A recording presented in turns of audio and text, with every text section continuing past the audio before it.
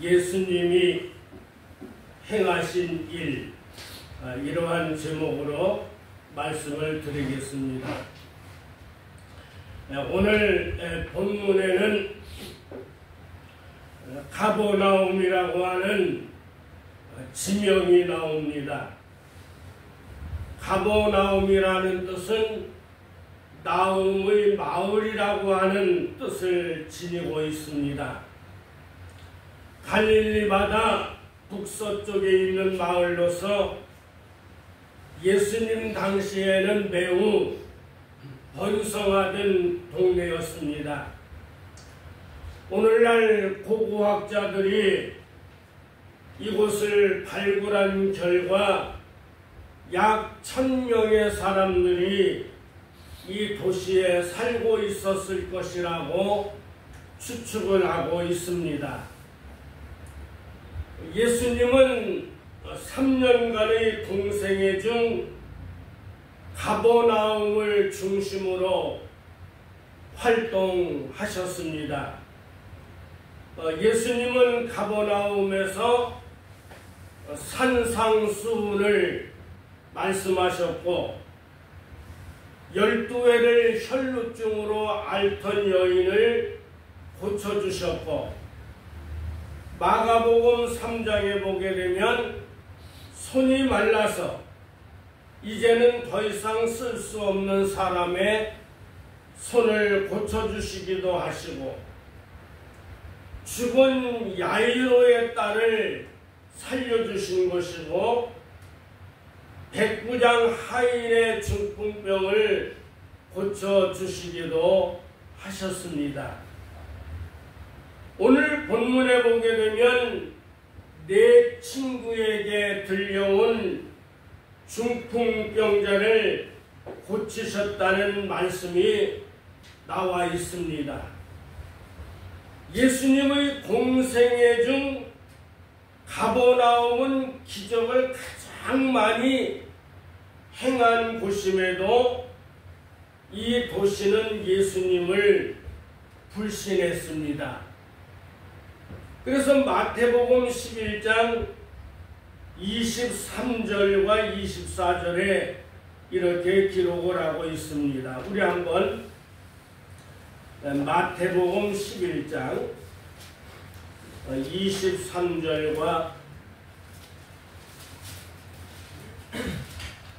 24절 말씀을 함께 읽겠습니다. 가버나움아, 내가 하늘까지 높아지겠느냐? 음부까지 낮아지리라. 내게서 행한 모든 권능을 소돔에서 행하였다면 그 성이 오늘날까지 있었으리라. 내가 너희에게 이르노니 심판날에 소돔 땅이 너보다 견디기 쉬우리라 하시리라. 오늘 마가복음 2장에 보게 되면 1절과 2절에 이렇게 시작을 합니다. 우리 한번 2장 1절과 2절을 함께 읽겠습니다. 수일 후에 예수께서 다시 가버나움에 들어가시니 집에 계신 소문이 들린지라 많은 사람이 모여서 문 앞에라도 용신할 수 없게 되었는데 예수께서 저희에게 문을 말씀하시더니 어떤 집으로 들어가셨는데 이 집에 대해서는 여러 가지 의견이 있습니다.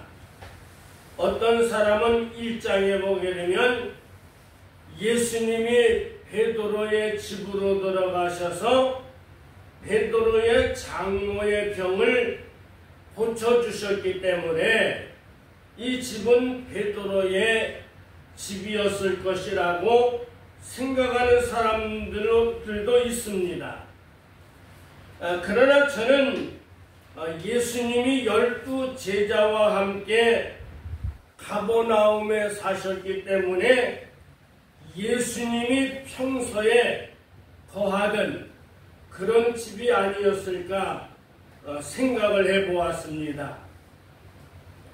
많은 사람들이 예수님의 소문을 듣고 오늘 예수님이 머무시는 이곳으로 몰려들었습니다.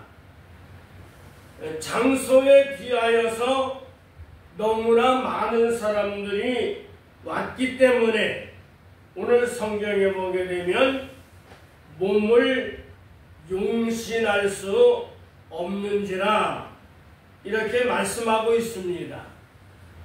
문 앞에서도 사람의 몸을 움직일 수 없을 정도로 많은 사람들이 오늘 이 집으로 모여 들었던 것입니다.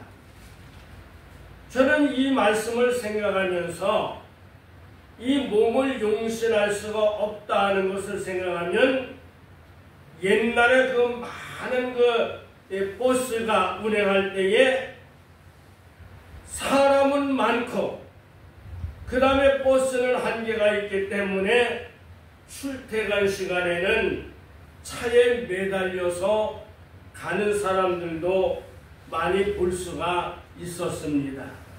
그러한 광경이 이 예수님이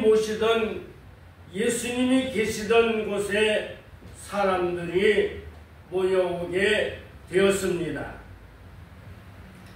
그런데 오늘 예수님의 소문을 듣고 여러 도시에서만 온 것이 아니라 오늘 예수님이 그 평소에 거하시던 가버나움 동네에 어떤 한 중풍병자가 있었는데 4명의 친구들이 이 중풍병자를 찾아가셔서 오늘 예수님에 대한 이야기를 합니다.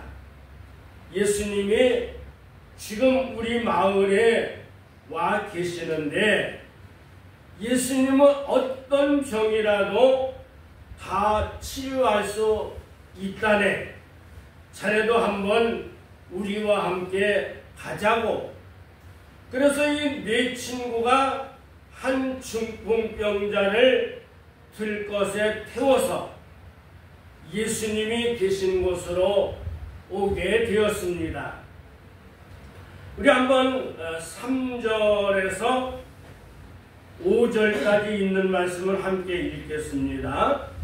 사람들이 한 중풍병자를 4사람에게 메워가지고 예수께로 올세 우리를 인하여 예수께 데려갈 수 없으므로 그 계신 곳에 지붕을 뜯어 구멍을 내고 중풍병자의 누운 상을 갈아내리니 예수께서 저희의 믿음을 지키시고 중풍병자에게 이르시되 소자야 내 죄사함을 받았느니라 하시니라.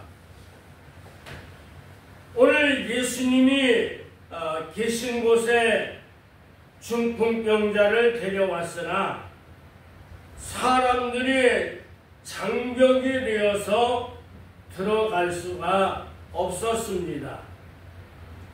그런데 방법은 여러 가지가 있었을 것입니다. 사람들에게 여기 중풍병자가 왔는데 예수님 앞으로 갈 수가 없습니다. 그러니 좀 양보를 해서 길을 내주십시오. 그러면 그 이야기를 듣고 거기에 무조건 앉아있을 사람들이 없었을 거예요. 길을 열어주었을 것입니다. 또 한 가지 방법은 예수님이 설교가 다 끝나고 나시면 이제 집 밖으로 나올 텐데 그때 예수님을 찾아가서 예수님께 부탁을 할 수도 있었을 것입니다.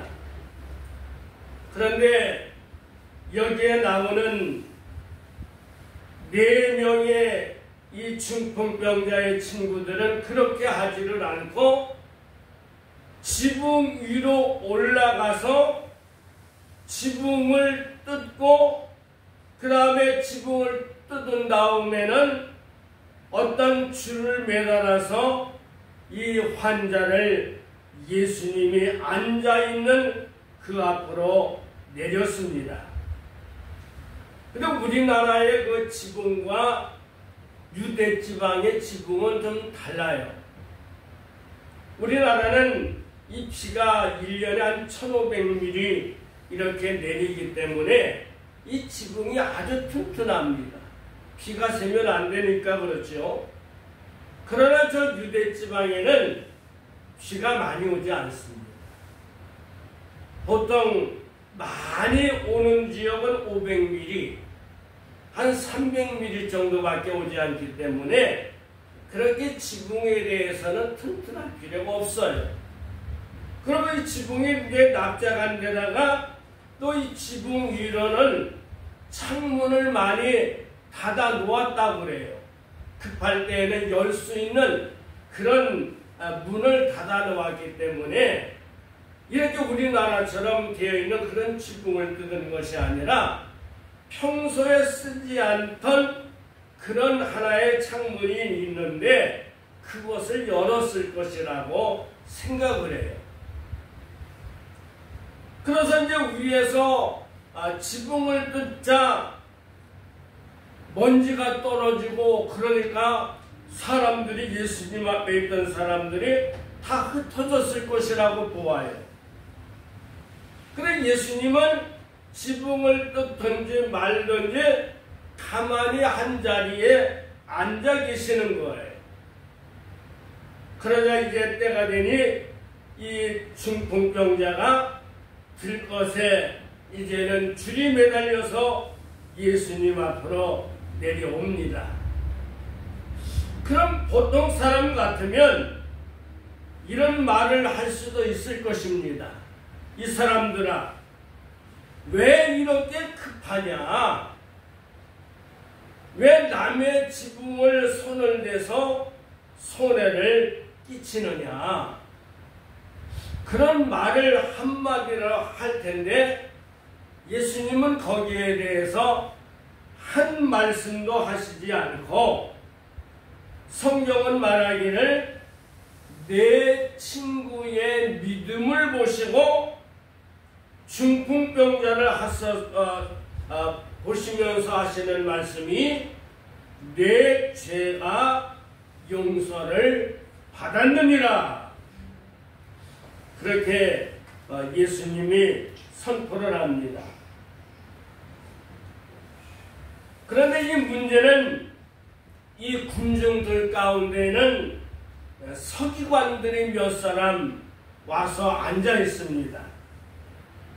이 시대에는 옷을 보게 되면 사람의 신분을 알 수 있어요.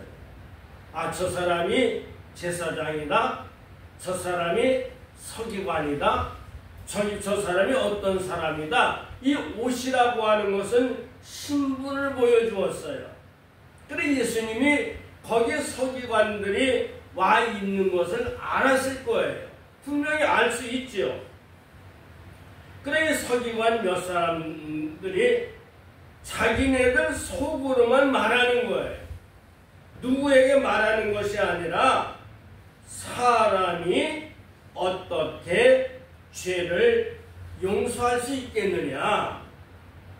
하나님 한 분 외에는 죄를 용서할 수가 없다. 그렇게 속으로 말하고 있는 것입니다.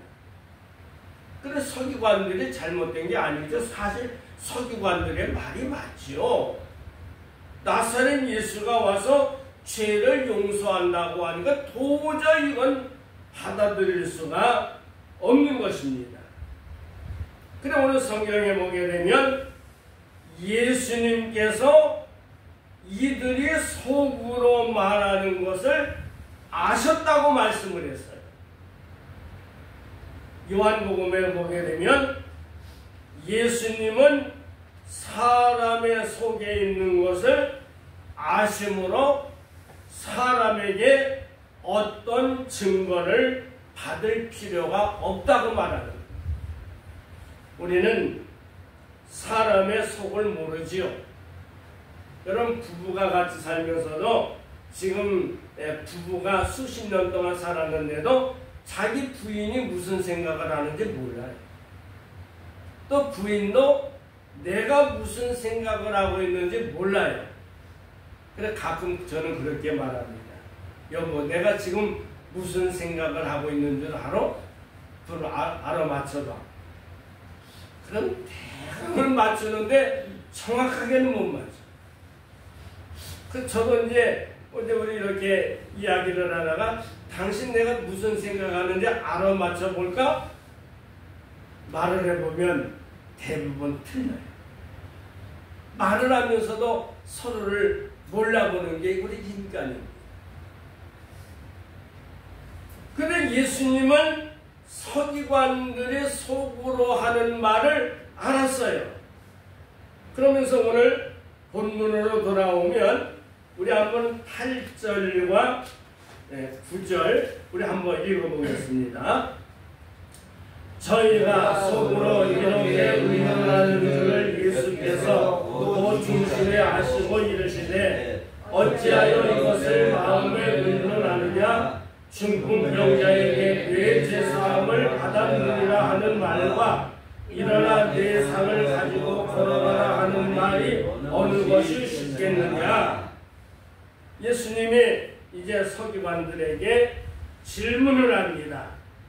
여기 중풍병자가 있는데 내 제사함을 받았느니라 하는 말과 일어나서 걸어가라 하는 말이 어느 것이 쉽겠느냐. 그런데 예수님은 이것이에요. 사람은 누구나 말을 할 수는 있지요. 내 제사함을 받았느니라. 이거 아무나도 와서 그 말을 할 수 있는 거지요. 그런데 이 중풍병자에게 내 상을 들고 걸어가라. 그렇게 명령할 수 있는 사람은 아무도 없다는 거예요. 여러분, 아무리 기술이 뛰어난 의사라 할지라도 지금 누워있는 중풍병자에게 내 상을 들고 걸어가라. 그렇게 말할 수 있는 사람은 아무도 없다는 거예요. 그러면서 예수님 말씀하시기를 이 사람이 죄가 용서를 받은 그 증거로 너희들이 걸어가는 것을 볼 수가 있다. 그러면서 예수님 말씀하기를 내가 내게 이르노니 일어나 내 상을 가지고 집으로 가라 하니 그가 일어나 곧 상을 가지고 모든 사람 앞에서 나가거늘 저희가 다 놀라 영광을 하나님께 돌렸다. 그렇게 말씀을 하고 있습니다. 그럼 예수님이 하신 일이 잘게 나누면 수십 가지도 될 수 있지만 그러나 저는 오늘 여기 마가복음 2장에 나오는 이 말씀을 한번 통해서 예수님이 어떤 일을 이 가버나움 동네에서 행하셨는가 그걸 한번 말씀을 드리고자 합니다. 예수님은 먼저 말씀을 전파하심으로 교육을 하셨습니다. 우리 한번 2절 말씀을 함께 읽어보시죠. 많은 사람이 모여서 문 앞에라도 용신할 수 없게 되었는데 예수께서 저희에게 도를 말씀하시더니 여기 도라는 말은 원래 그 성경에는 로고스라는 말인데 이 로고스라는 말을 우리는 말씀이라고 그렇게 번역을 했어요. 예수님은 말씀을 전파하시고 말씀을 가르치셨어요. 오늘 그 본문 다음에 13절에 말씀하기도 예수께서 다시 바닷가에 나가심에 무리가 다 나와 왔거늘 예수께서 저희를 가르치시니라. 가르치셨다. 1장에 보아도 마가복음 1장 22절을 한번 읽어보고 22절부터 21절로 22절 읽어보겠습니다. 저희가 가버나움에 들어가니라. 예수께서 곧 안식일에 회당에 들어가 가르치시매 무사람이 그의 교훈에 놀라니 이는 그 가르치는 것이 권세 있는 자와 같고 서기관들과 같지 아니하니라. 예수님이 가르치셨다.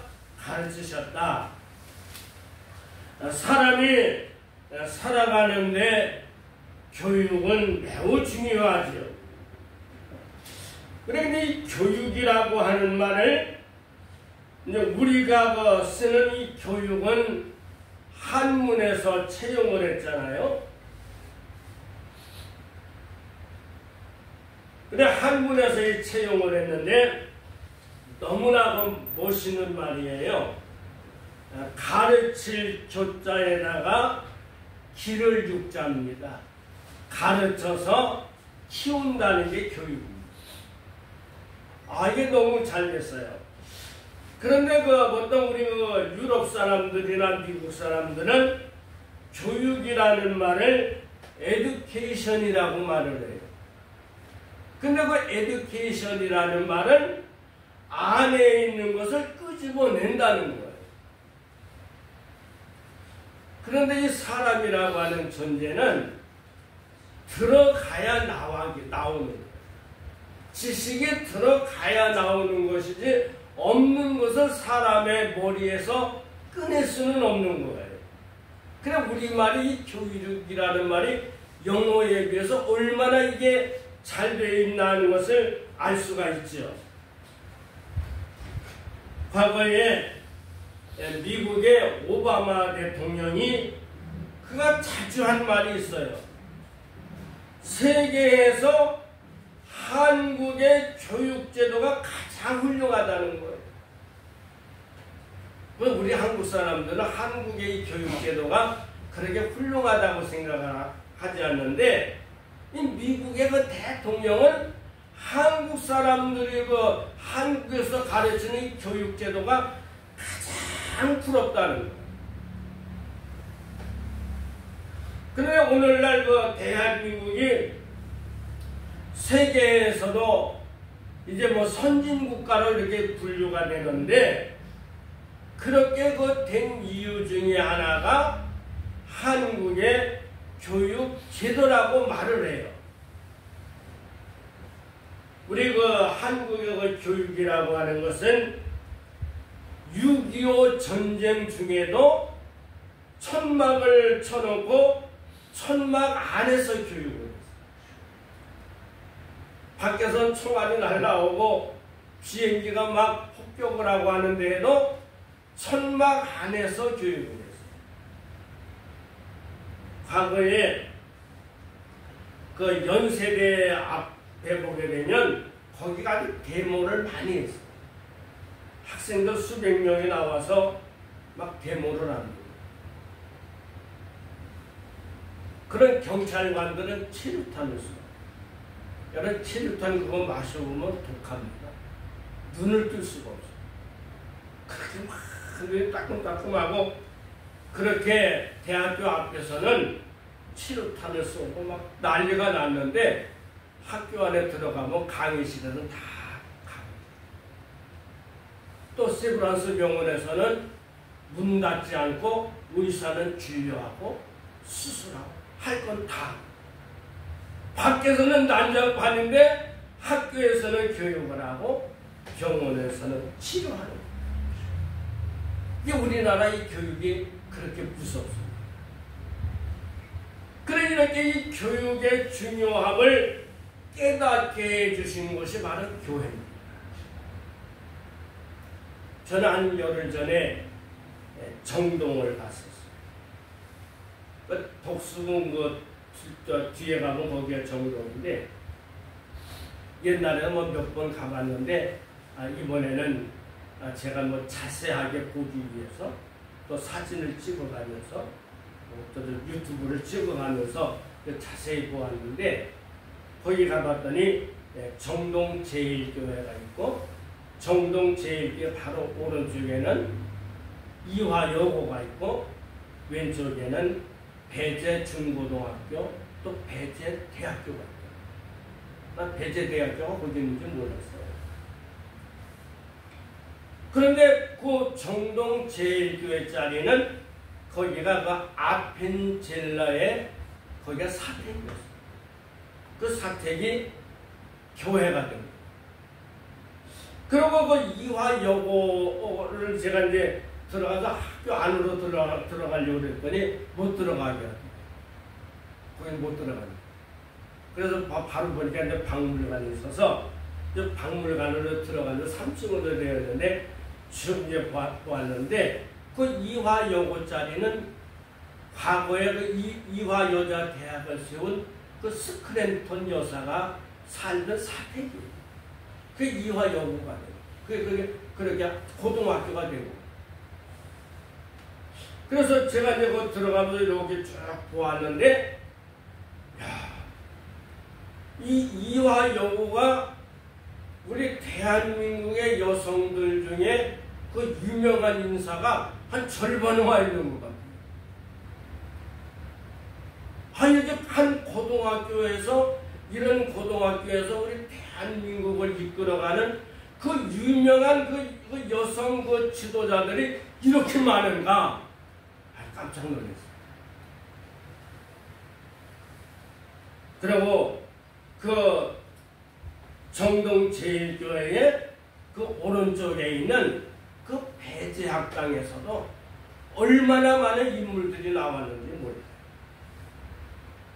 그래 교회는 하나님 말씀을 가르치고 또 양쪽에서는 그렇게 거기도 하나님 말씀을 가르치면서 거기에 그렇게 교육한 결과 그런 교육이 오늘날 대한민국을 만든 거예요.